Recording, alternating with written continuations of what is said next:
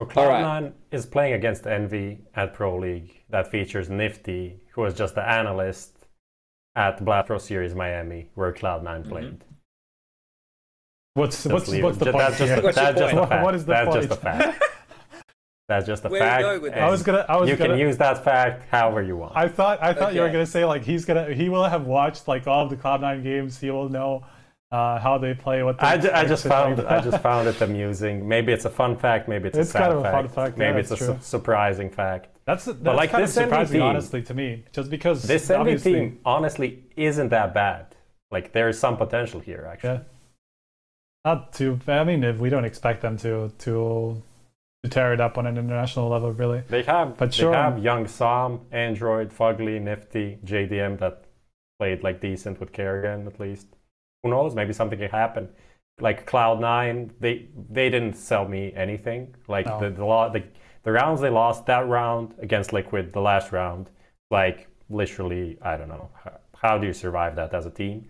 But even the Astralis game, they had like two absolute blunders, like a 3v1 against Zipnix, where Automatic literally was hunting for the last guy, even though it was an anti-eco, and then his two guys died, and then he wasn't like even, they weren't communicating, he didn't come to help, and Zipnix just won a clutch, and everyone's like, Zipnix a god, like what are these guys doing against him? Like what are they doing? Why are they literally giving him a clutch?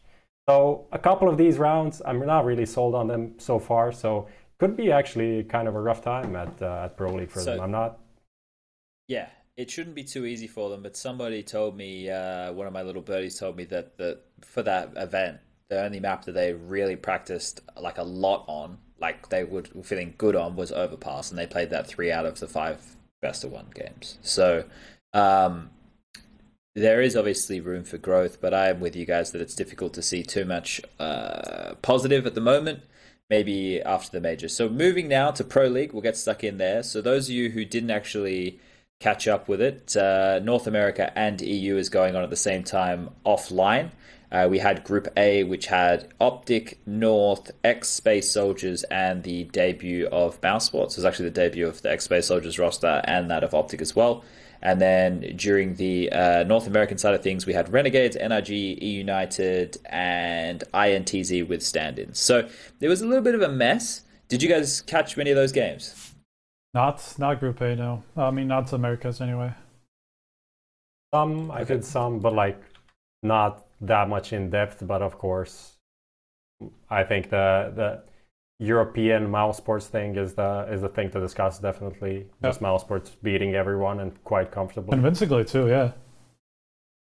Yeah, so I had the pleasure of watching these games quite intensely, and a few of the things which stand out as stat lines, I guess we love some of those. Optic had a very good pistol win percentage over all their games, which is kind of surprising, considering they're a relatively new team together with this 5. And then the other sort of things, North team has been together. It's the combined brain of MSL The brain and Snappy. trust. Yeah, man. I think I referred to them as like a brain bug. A brain from bug? Starship Troopers. You guys may have seen Oh, those. okay. Starship Troopers. Yeah, I know what you're talking about. Where we could get our softcore nudity from back in the day with the shower scene and that. Anyway, so and North on the other hand, they only won 2 pistols out of 14. Jeez. Yeah. That's rough. That is rough. Like just do a B rush or something. It's gonna work once. It was pretty ridiculous. I thought it was pretty like telling of how that group went. If you go into the stats page of just the players of the ESL Pro League Season 9 Europe, the top 5 is all most sports players. The bottom 5 is all Space Soldiers players, and in between is North and Optic basically. So that's basically how the group went. Space Soldiers by far the worst team, most sports by far the best, and then they just fought it out against each other. Didn't really matter in the end because most sports just destroyed both of them basically. Optic did take a map off most sports, so at least there's that, but obviously it didn't really make any real difference. MSL's still AWPing, by the way. He won a 1v3 with an AWP. Yes, and Snappy is playing in that team, and their MSL and Snappy are playing together in a team, and they're actually better than North. How does that work? I feel like North. I mean, Valde also had a pretty bad tournament, which is something that needs to be said. I think that was pretty surprising to me, at least. I mean, he played awful against Mousesports especially, but even in the in the Optic series, he didn't look great. So that's one thing. If you're missing your best player, you're not gonna have a great outlook. I'm at the point with North now, and I have sat there on many a desk and saying this roster is packed with star potential. Kirby's won a fucking major. Valde's the next in line if somebody drops dead in Australis. Fucking Cadian's come a long way, and now he's got a much better attitude to when he was playing years ago, and he's in-game leading and AWPing, and he's doing a serviceable job.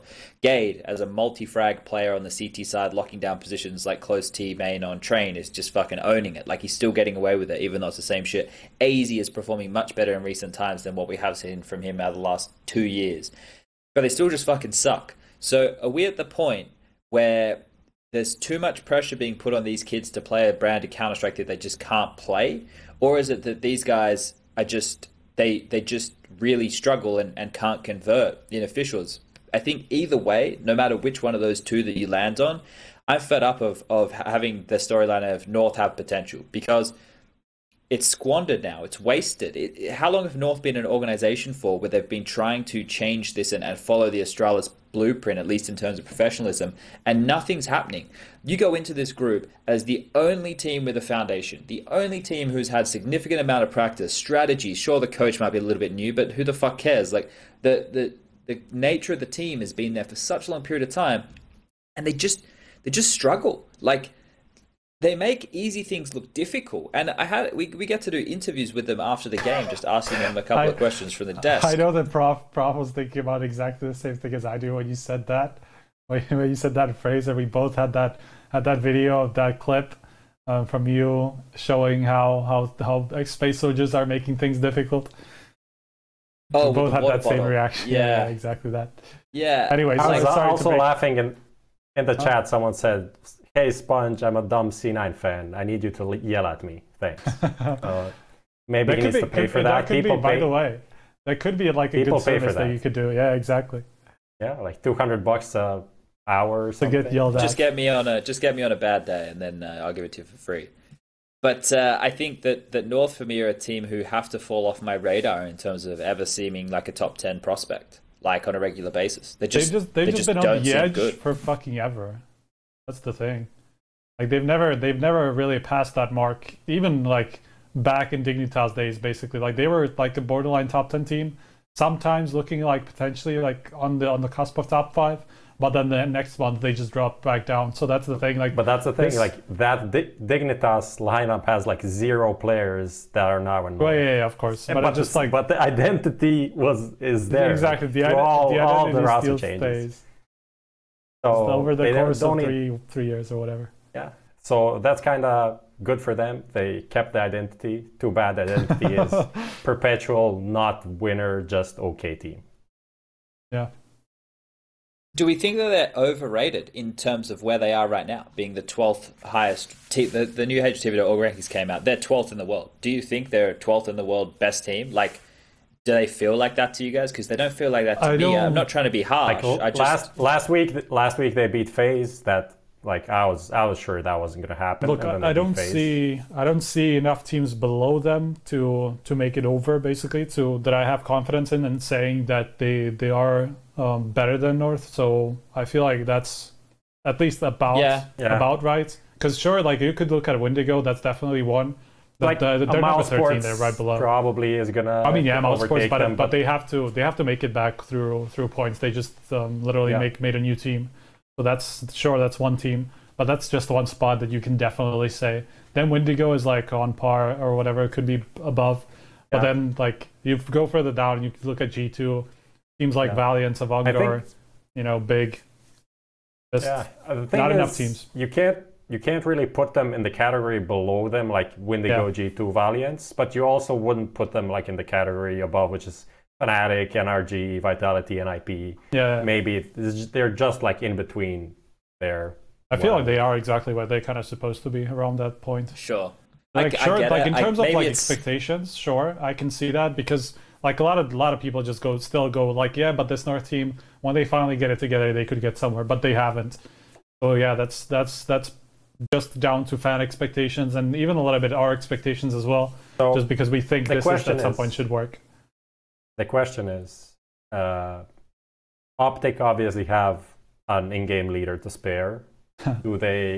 Does North take Snappy? Is that an option for them? But the thing is, like, Snappy hasn't really given himself the best outlook either in this past, well, how long has Optic been a thing? For about a year? Six months, right? No, that's more than that. Way more than that, because they played in August. They played the fuck was it called? Zotac. And then that was even there like third, fourth. I think it's almost. It was a year ago, 24th of April. Oh yeah. Okay, so almost exactly a year. So that's the thing. Like in this past year, what have Optic done? Absolutely fucking nothing. So for North to just go, this in-game leader will do it. That's just rinse and repeat in Denmark, I feel like. I think that if I was the Optic organization, I would start looking elsewhere for something a little bit more exciting, right? Because these names, now that we really put it in the context of a whole year, that's oof. That's exactly it. Oof. Like they literally haven't done, like, let me just run through.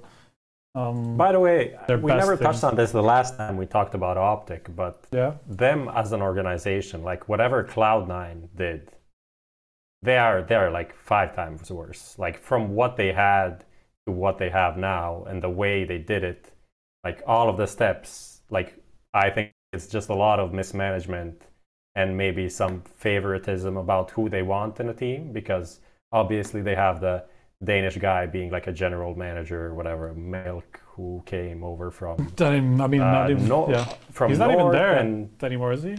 Or am I just I think he tripping? is. He works for Infinite, which is the parent company. Okay. I don't know if he went out, but he was definitely there when they made the move from the North American lineup to the Danish lineup, which is also, if you go and read, like I think the Shazam interview I did, there's a touch on that, because Optic was actually thinking about doing what is now probably Complexity, the Shazam, Stanislaw lineup or whatever, which maybe makes more sense for them as an organization as well, because I don't see like Optic, Greenwall, Fanbase, Call of Duty, and now they have a Danish team. And a Danish team Danish players aren't cheap, definitely. And the Danish like lineup doesn't really clash with doesn't really fit with the whole organization in my opinion. You're not winning the Danish fan base battle at all, are you? That's completely monopolized by not Australia. Even close. So you're not even in the discussion. No. So when you look at this, and you're right, he's still there. He's the senior vice president of operations at Infinite Esports and Entertainment, based on his Twitter bio, which I guess we can all assume is still accurate. But yeah, that definitely plays into something. So maybe Optic got sold a bit of a lemon with Danish Counter-Strike. Obviously, it's not like, this is the thing right now. This is we're going down a different little path right now. But if you're somebody who's looking to buy a team and you're an already established organization, you want to look at places where you can get a big fan base, right? Well, already the Nordic region, there are a lot of Counter-Strike players, but you go to Sweden, okay, well, it's NIP and then it's Fnatic. Like, that's clear. Like, there's no fucking discussion there. You go to Finland, it's ENCE. You go to Denmark, it's Astralis, and then maybe you have a couple of guys who think they're edgy and they go for North. No one's fucking supporting Optic or Heroic, right? No one gives a fuck about those guys. So where would you look to as well? I guess you could start theorizing that. Nobody really has a huge brand coming out of Asia other than Tai Lu, and that's pretty messy anyway. So yeah, I mean, they tried to go the European route, right? But that's basically zero fan base completely, because you just have a couple of guys or like one guy from every country or something. When they had HS and those guys, Alu, Freiburg, Alu, Mixwell.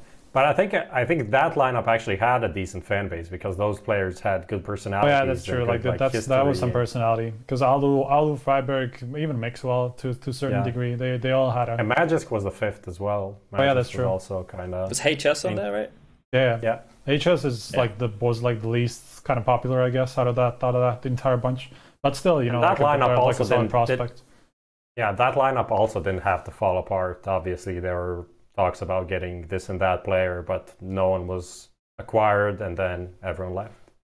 I think it just didn't that well. Whatever. That's way off topic. Anyway, Chad, continue.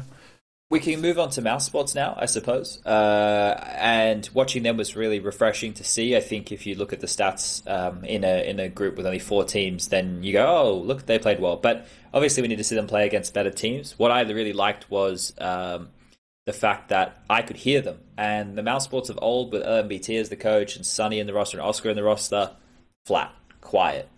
Nothing. You know, very rare you get a fucking anything out of them. This new team could hear them through the wall, celebrating everything. And I think that's a really good vibe to bring in there. And I think that's a fantastic place for Frozen and Rops to be in as young players. Now that you have Chris J and Carrigan as the veterans, very established veterans there, who have a lot of experience in different... They even played together at one point.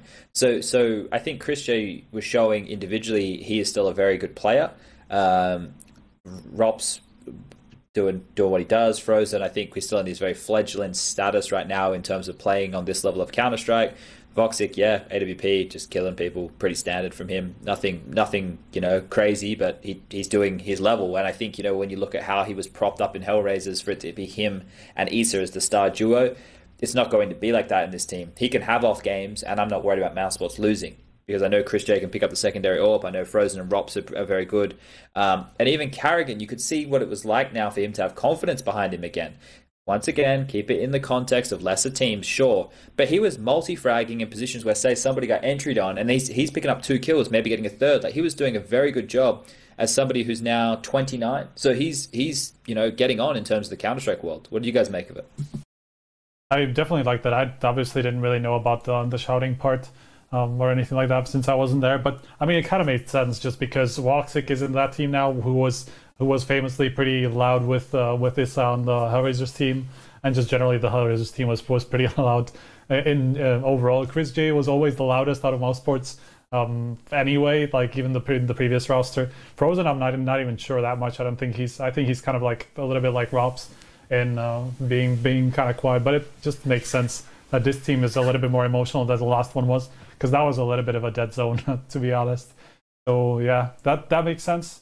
And just generally the way that the Kerrigan has put these pieces together, I think makes a lot of sense. I'm still kind of waiting on Frozen, like you say, to kind of establish himself among at least this tier competition, which is obviously not the highest. Still North Optic, you know, that's just like borderline top 10 teams at best. So I'm still waiting on him, and here at least he was consistent. That's one thing that I'm going to take away from this, which is a pretty good sign for a youngster like him to kind of be able to put up like okay numbers from game to game all the time. Basically, he didn't really shine. Other people were there for that, mostly Voxic and Rops, but still he feels like a solid third player for this team, with alongside Chris J, who obviously has his peaks, ups and downs. So yeah, I liked what Kerrigan did with this team, and like you say, it definitely gives him a lot of confidence just because he has all these youngsters under him, well, outside of Chris J, who are going to respect him, who are going to look up to him, and so that's definitely going to have a positive effect on his confidence as well. So I can see why he's kind of stepping up as well. Yeah, I mean, in the end, it's kind of funny that Mousesports even wanted to kind of bench Chris J or whatever, when we see that he fits into the team quite fine. Like, he isn't a player that's like past his expiration date. So I'm kind of happy to see that, and to see that this Mousesports team like just stomped everyone in the group. Yeah, they lost one map, but whatever. The rest was pretty confident. So I can say that we're looking at like Sydney, their next event, and kind of expecting them to be a team that is going to be contesting, maybe not to win, but at least make like the top 4. And then we can see really what they're made of as a team when they go into the series that is much more demanding, when they go into the distance in the 28 round, the 30 round games, how they're going to be acting like under those situations, especially someone like Frozen that is like new to the whole thing. And it's also pretty funny that they have like Chris J, that's 28, Kerrigan 29, and then Frozen is 16. It's like 15 years difference, like a cultural difference, and just them as people. That's kind of interesting to see them as a team and how that will develop. But as Mousesports did, as Kerrigan did in FaZe as well, doesn't seem like a big thing, like having cultural differences and stuff like that. It's just a all in good all, combination, right? It's just like the veterancy with like an already established youngster who is a ROPS, and then two players who are kind of still like on the way up. Obviously, Woxic a little bit more than Frozen, but this just even like looking at this aspect of it, it just seems like a really good combination for success. Do we want to make some wild accusations right here? And let's say, What do you mean? Let's throw some stuff at. Well, we can refer back to this. Like, let's make a prediction right now. By the major, how high in the rankings do we think Mouse Sports will be? Cemented in the top 10? I mean, just to put things into context, right now they are at 23. Top 10, yes. I would say top 10. Yeah, I would say somewhere on the cusp. I would say like whatever 7th to 10th, like past top 10 basically, like better than North, Wendigo, blah blah blah. Sure. Yeah, I'd definitely be on board with that. So what we could do, because Group B is coming up tomorrow, we start Group B for the European side of things. Let's do this. So I'm going to list the teams here. It's Devils, 1, FaZe, Heroic, and NIP. For those of you who aren't aware, teams who come second and third in the group will come back and they will play against. So if you come second and third in Group A, you play against teams who come second and third in Group B. Then the top 2 teams of those 4 will go through to the finals, right? We need 8 teams from the European region to come on through. Do you think Optic and North are going to be the 2? Like, I think most likely if we look at Group B, most of us would have FaZe and NIP, right? We'd have either FaZe or NIP as the top team. And if we wanted to play it off of FaZe's recent performance, let's just say FaZe. So then the thing is, Devils won. There's no reason they can't beat Heroic or NIP. Well, Heroic for sure. And the NIP, yeah, they've also had that history of like losing some pretty weird matches and just looking really off at times. So I could definitely see them losing to the Polish guys, even though like obviously NIP will be the favorites in either matchup against Heroic or against Devils 1. But I don't know. I look at this group and it's just going to be a weird one. I think it is a pretty free win for FaZe as long as they can beat NIP basically. I don't see FaZe losing to either of Heroic or Devils 1. That would just take like another really bad day for FaZe. I don't think that's going to happen off this win in Miami. So I think they're definitely going to be in contention for that first place. NIP, we always come back to NIP and think like they are definitely like a contender for that first spot. But then again, they could also finish last just because it's NIP. They're inconsistent as hell. And they have to complete the different versions of themselves. So that's the thing. Like this group is really wide open. It's their first event with Dennis back, so that's also true. Well, yeah, that's one thing that I'm actually looking forward to. I was talking about this last time that with Dennis getting this break, if it's actually going to help him or not. Yeah, I mean, if he comes back and is again like playing just like, I don't know, underwhelming CS, then this all seems like kind of a bad idea, but who knows. By the way, someone in chat is like asking Devils 1, like writing question marks. That is the ex-Kingwin team with Taz and the Polish guys. It's kind of a rebrand / something. I think it's kind of the same ownership, but with some new investors, and Taz is a co-owner, like a small percent, something like that. Which is funny, right? Taz, Devil, Tasmanian Devil. Ha! But the one. Anyway, like Neo the One. It's probably a good idea that they moved away from the name Kingwin. Obviously, that is associated with that fucking website. Is it with the games or the skins or the thing or whatever the cool kids are doing nowadays? That's what Kingwin's associated with. So I understand that the rebrand, but it has Rallin, Minaz, Mouse, and Daicha, I believe. Is that how you'd say it? D-Y-C-H-A? Dicha is probably like the way I would say it in Czech, Polish, whatever. That's how I would say it. The problem is like nobody will unless it's actually gonna get established. Mate, we asked Gade on broadcast the other day. It should be Dicha based on Slavic language. It sounds like Dicka. That's what. Anyway, we asked Gade the other day. We said, Gade, how do you say your name? And he said it. And we're like, is it cool if we just call you Gade? And he was like, yeah. So I'm not. Exactly. We're not like I can't cast a game and call a guy Gil. Like my mouth doesn't fucking do that. First of all, you got to give us English speakers a bit of a break here. But this group right here, I think FaZe are the clear favorite, and then there are so many questions around if NIP, like you mentioned, can perform. Heroic, they've been boot camping a lot. So for Heroic and Devils One, this is their, to use Lerps's Tommy's term for this kind of thing, it's like their Super Bowl, right? Like they're pouring everything into this. So I think there can be a lot of upsets over the next 3 days in this group. Yeah, Heroic are definitely the team that I'm hoping to see something from here, and then they qualified for Sydney through that GGBet qualifier for the last spot, I think. So that's also their next thing after this. Even if they don't do that well in Leicester, they can do something in Sydney. And I don't know, blame F took over the in-game leadership over there. They won't have Peacemaker as their coach at Pro League finals because of visa issues, of course, which literally everyone's having for UK and for US for some reason. I don't know. So that's maybe a small minus for them here. Maybe we can give them like a small, I don't know, just let them pass if they have a rougher event here. But then at Sydney, I think we should see them and see what they can actually do with this lineup. Yeah. All right. Yeah. Stavan definitely gonna be in the limelight as the new guy coming in, basically.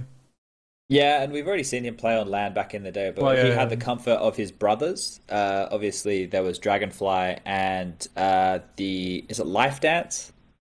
What? The coach. The coach was his brother as well. So he had the comfort there. This is probably one of the first times that he's going without them. He's been boot camping in the offices with the team, but it's a pretty big step for a youngster like that. So we'll see how that one rolls on out. We can look on over to the North American side of things and how that one rolled out yesterday. It concluded with Renegades actually taking out NRG.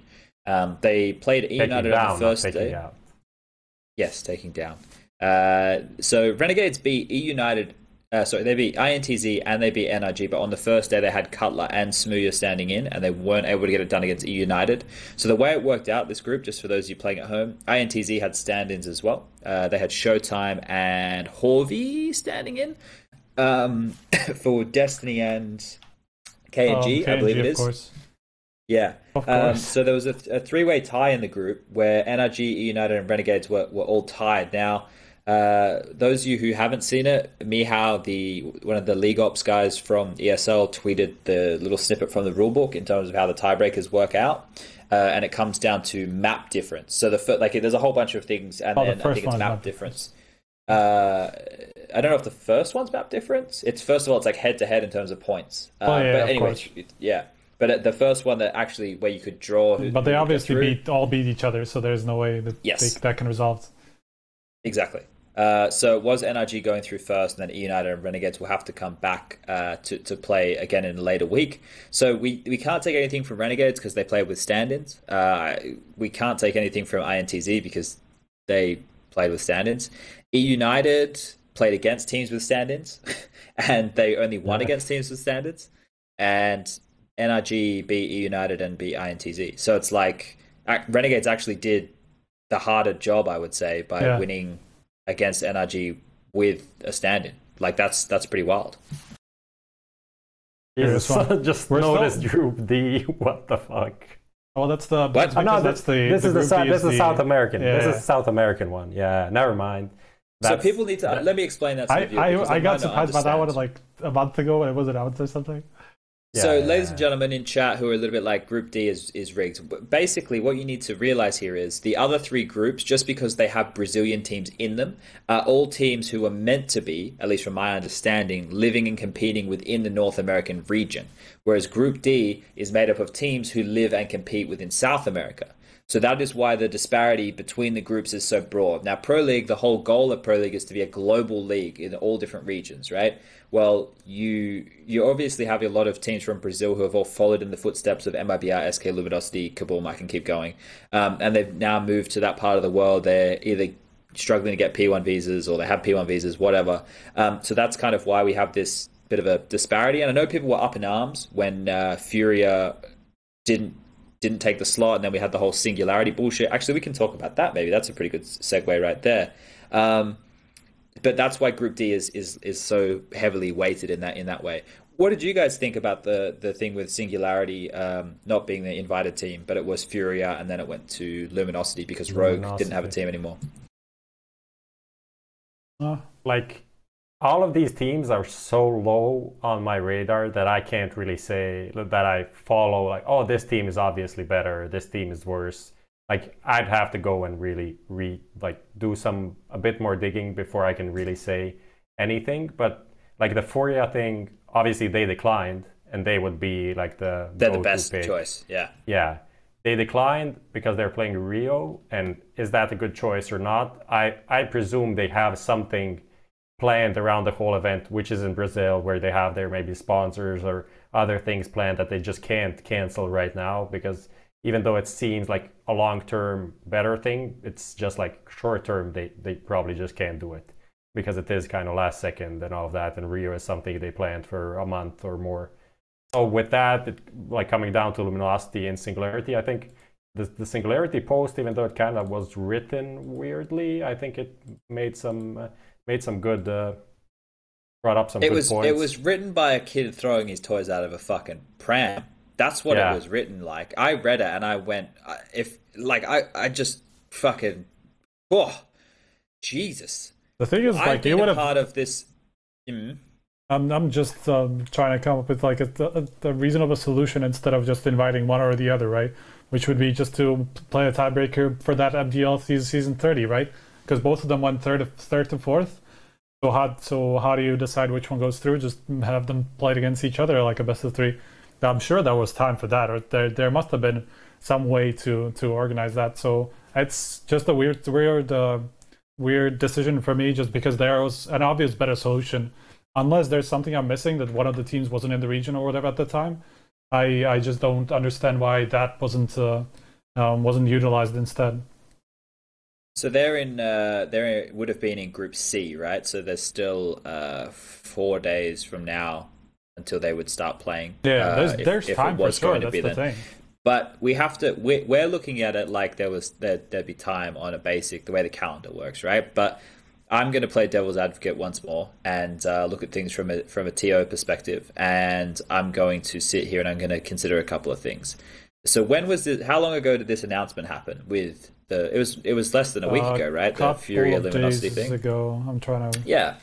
Okay, so let's say that they were talking to Rogue about it, and they've given Rogue a deadline, and Rogue have just either just waited or they haven't given the answer. Then the deadline comes around, they're like, "Now we won't have a team," or however the decision was made, right? Then they go, well, who are we going to get next? And they go to Furia, who are the clear choice, without a doubt. And Furia let us get back to you. Furia, wait a couple days. Then they're going to look at teams, right? And okay, so if they're both in a similar position like you're talking about, maybe we could argue for the fact that there should have been an online best of three or something along those lines. But personally, when you're dealing with this situation, there's no skin off my nose. I don't give a fuck. For me, I have no vested interest in any team. As much as people think when I talk about Renegades, I'm biased towards them, even though I always predict against them and actually critique them harder than every other team. That's also a type of bias. A form of bias. That's true. Yeah, you're right. Okay. I don't have a positive bias towards anybody. I don't give a fuck who wins. It doesn't bother me. I just want to watch good Counter-Strike, just so people are aware. I don't care. I don't get paid more if a team wins. So, hey, I just want to watch good CS. In this situation, I feel like if you're going to respond in the manner that Singularity did, and you juxtapose that to the post that Furia made and saying once we make commitments, we stick to them, this, that, the other, you look at those two attitudes and you just go, I know Furia didn't accept the invitation, and Luminosity of the team who went through, but you look at those two approaches from a perspective of the outside looking in at which one of these two teams looks professional, and it's like, what the fuck are we even dealing with here? You have one team who is looking like they're fucking stand-up squad, with morals in the right place. And then you have another team. Let me just read you a section of this fucking post. Okay, we just came across the news that the EPL spot held by Rogue has been gifted to Luminosity based on ESL ranking. Luminosity have a stable roster for the past months, and them being the strongest candidate to complete the NA lineup. Now, this is where the fact that I'm sure that a child probably took over the keyboard at this point and started mashing his face while throwing toys out of his pram. Okay, this is how I read this. This might not be how it comes across, but it does sound like a bunch of snarky bullshit. Here we go. it's like I'm arguing, you know, with a chick over something. Like we're having a fight on like a fucking Friday night out, and I've been texting a girl that I shouldn't have been or some shit. Last time we checked, we had been the team to lose the decider match against Rogue for that exact spot in the EPL. Last time we checked, we had the same core members ever since October 2018 when we signed Gorilla Gang roster. And then in brackets there's some other nonsense. But it just reads like pathetically in my mind. It reads like fucking nonsense. It's like, if you want to make a statement, the decision's done. By making a post like that, you're not getting anything changed. You just make yourself look like a bunch of fucking idiots. If you want to come out and say, look, we're very disappointed with this. This is why we think this was a bad decision. You try and like paint your side of the story. Nothing's going to change. Like people have to realize that. But if you want to make a statement to make yourself feel better, don't make yourself look like a fucking idiot in the process. But you can still understand the frustration just because of course it doesn't really seem like the best solution, obviously. Like I wouldn't say that them losing. Well, I guess them losing the spot to Rogue, the actual EPL spot, like initially before Rogue got removed because they didn't have a roster. I guess that's a fair point. I guess that would have been one way to solve this. But then again, like Luminosity, the actual qualification would have been through MDL, right? Where, like I said, both teams went 3rd to 4th. So whatever you could do, like a match between them, that would be the best case scenario for sure. But yeah, just in general, like I understand the frustration just because there definitely was a better solution, unless, yeah, like I said, unless I'm missing something and one of these teams just couldn't have played a rematch or whatever. Then yeah, I don't know. It just seems weird from both ESL and from Singularity and how they approached the response to that. We obviously don't have all the information on what was going on behind the scenes, but it feels like, I feel like you look at these teams anyway, and it feels so like weak. Like I would like to see this Pro League side of the world. Either they get all the Brazilian teams, they get all the South American teams, and they put them like you have two groups of just South American teams. Because right now in Group A we had INTZ.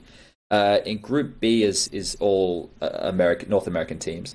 In Group C is MIBR and Luminosity, and then obviously Group D is made up of Daytona, Denial, etc., which are all South American teams.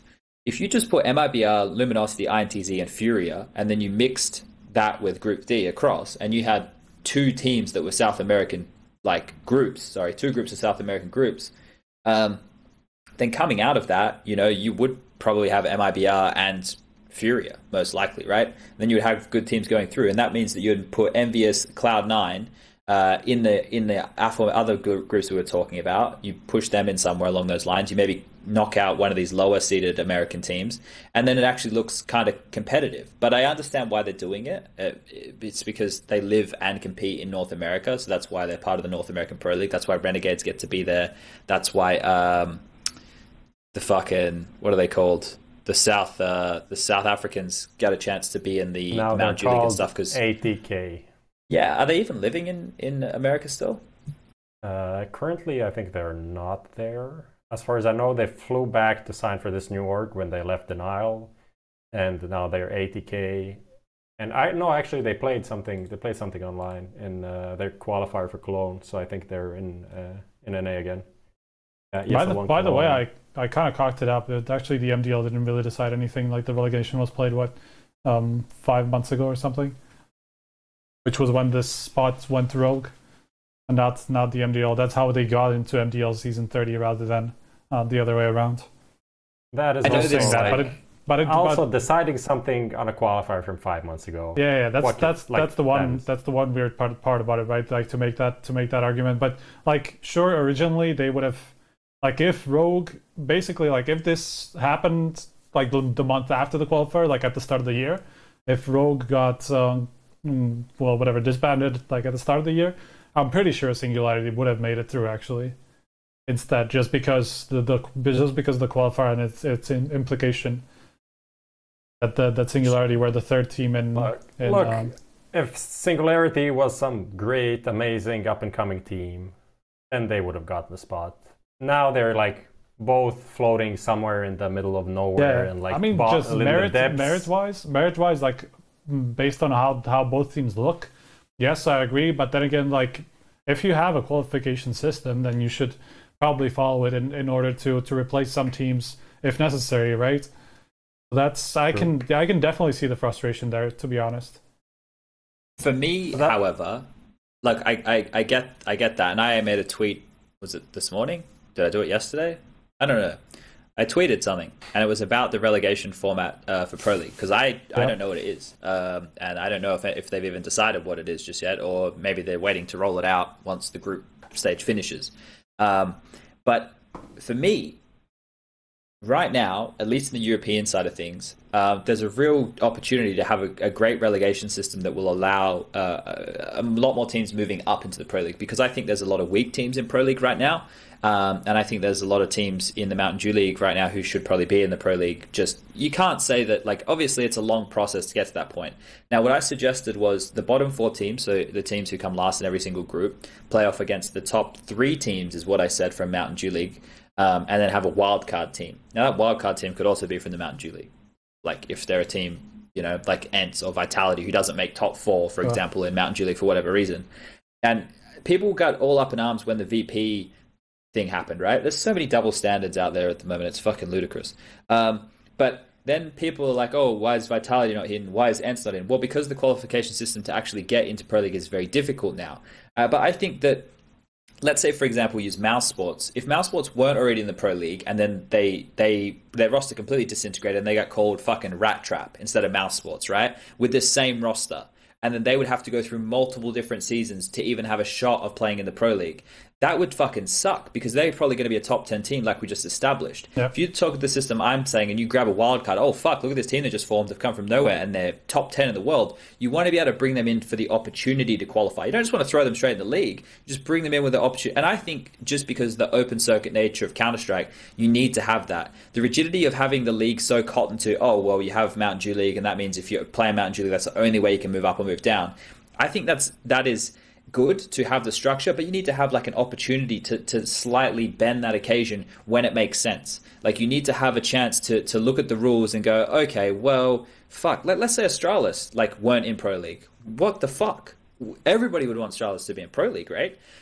So it's one of those cases where I think it needs to be, different things need to be considered going forward. And also, if you look at what Bolts replied to the Singularity tweet with, it was the fact that they 2-0'd them in late March in a DreamHack Masters Dallas qualifier quite severely. So I understand we're talking about merit, you know, of what they did in the progression stages, but the most recent match between them was them getting blown out of the water. So I don't know. I mean, there's also the thing that, just as orgs, if the teams aren't really just like a similar level, you don't know who to invite. Obviously, ESL aren't going to say this, but like Luminosity, Singularity on Twitter, 10,000 followers. Luminosity on Twitter, 220,000 followers. And as well, a Brazilian team, and we know how much that means in terms of viewership and people tuning in. Like, from that point, it also makes sense. So it definitely makes sense popularity-wise, sure. I mean, for them, it definitely makes sense. So, and I can't blame them. In the end, we need these tournaments to actually have viewers for them to function, for the circuit to go on. But yeah, just back to the point about promotion. Like, ESCA and the whole system used to be a lot more rigid. They did add, like, I think they're called the Climber Cups, for like any team can now play them and then go into ESCA Advanced or ESCA MDL even, just like from one, usually it'll take you like 2 years to go through, not 2 years, at least a year to go through from Open, then you maybe skip 1 or 2 and then you go another season in Advanced or well, you have a potential to get invited to MDL as far as I know. Yeah, but one of the issues still need always season. Yeah, always an issue for me was ESCA MDL has a single elimination playoff bracket.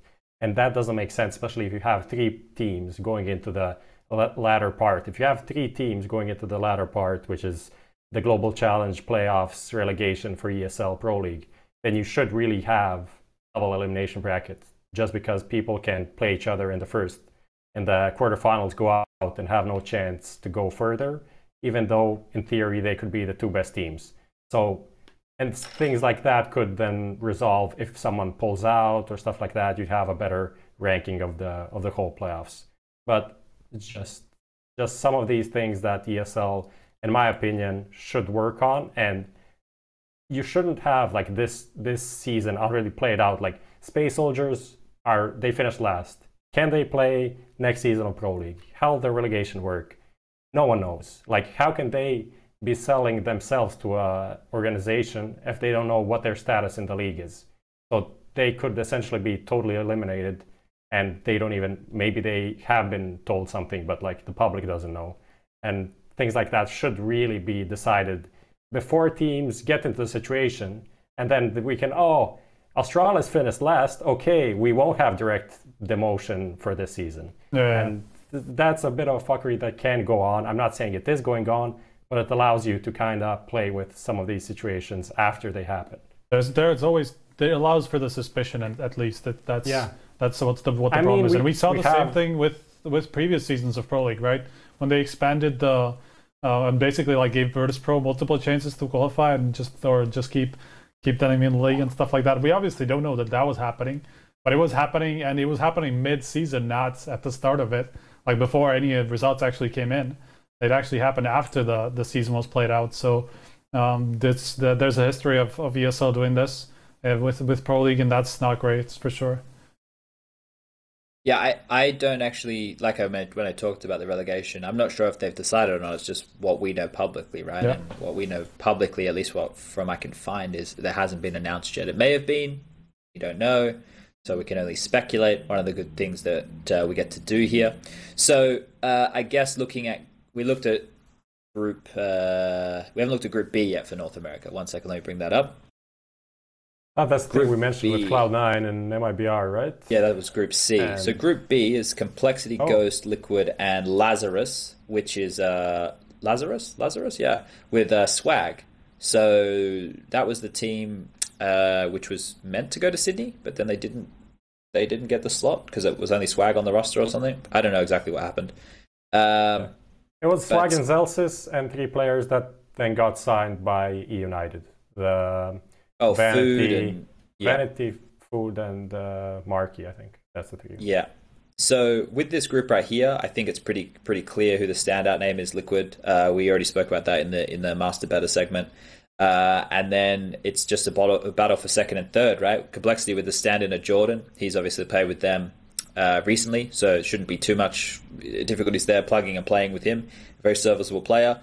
But for Ghost and Lazarus, I guess they're not unknown entities, but I'd actually put Ghost in the position, at least in my mind, for being a contender in this group. Yeah, especially Complexity with a stand-in. Lazarus, I'm not really sold on. It seems like this, I don't know, bunch of players from all over, like decent players, but I just don't see them meshing together. It's probably them being in all different like jerseys when you look at the HLTV. It looks a bit everybody. That might doesn't just have like a jersey, mentally Sabrosa throwing has me off. Ghost. Dapper has United. Yeah, that's true. But I'm just like bullshitting now. But we didn't see them play at all. So let's. Who's in game leading in that team? They did play with Dapper. They did play under the Swole Patrol team. What did you say? Who's in game leading in that team? Is it Dapper or? I have no idea. I literally have no idea at all. Who's opting for this team? Is it Infinite? Swag? Yeah, this is a rough team to get it. I never saw like. I don't know. I have no idea. That's the thing. Like that's how little we know about this team, basically.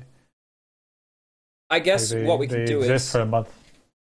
To probably close out the Pro League chat, because we're going to get out of a lot of information very quickly, is what do you guys think about the round robin situation? Because originally when this was announced, it was meant to be GSL groups, but fun factoid of information is that the WESA, the players, apparently, this is what I've been told, as part of that vote or whatever, voted to have a round robin as opposed to GSL in the group stages. How do you guys feel about that? Yeah.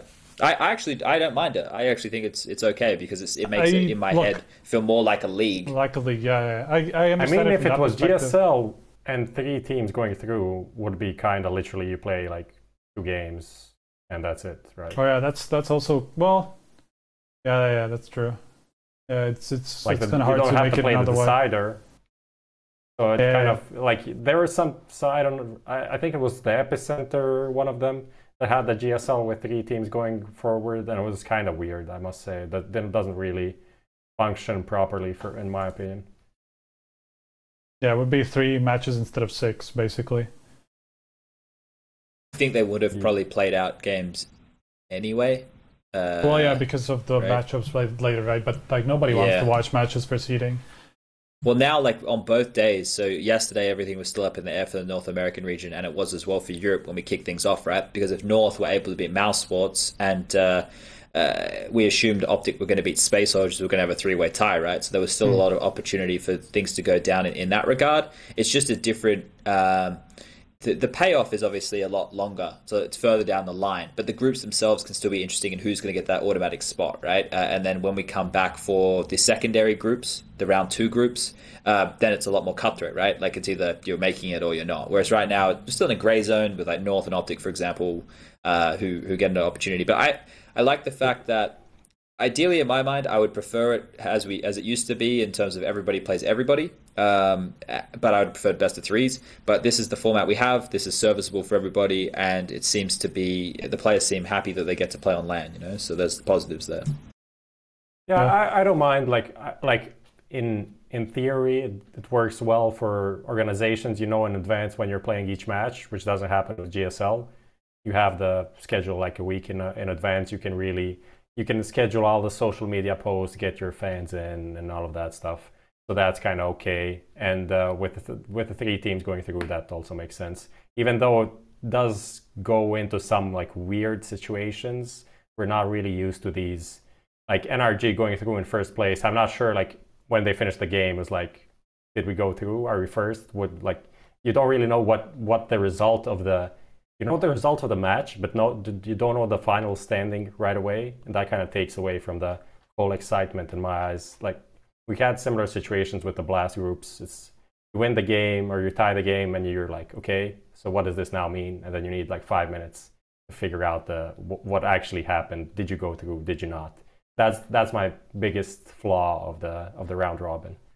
Sure, I think that obviously because we get instantly gratified by the majority of tournaments we watch, right? Which are quite clear cut. We go into an event, there's a group stage, you progress or you go home. You get to the bracket stage, you fucking win or you go home, right? We get that every week. And the Blast thing, a lot of people critique that format negatively recently just because things have blown up. I've always been one thinking that there's definitely room in the calendar for different things, and Blast does a very good job entry level for newer viewers. It's always a fantastic experience in the arena, and you have the big names there. The group stage situation right here for Pro League, the way that they're doing this is now in my mind it feels with the way that they've done it still feels like a league, and it's something different, right? I think here's an opportunity where lower teams can actually make their mark because some of the bigger names might get lazy or take teams for granted in this situation, and that there is, at least historically, a way for people to move up. It doesn't feel completely closed on now. Obviously, we just spoke about the relegation, but we don't really know. I don't know. I'm happy with all the changes. It just anything offline, Counter-Strike wise, is good in my books. I mean, my main argument against the round robin is exactly what happened in Group A. Unfortunately, it didn't lead to a team getting eliminated.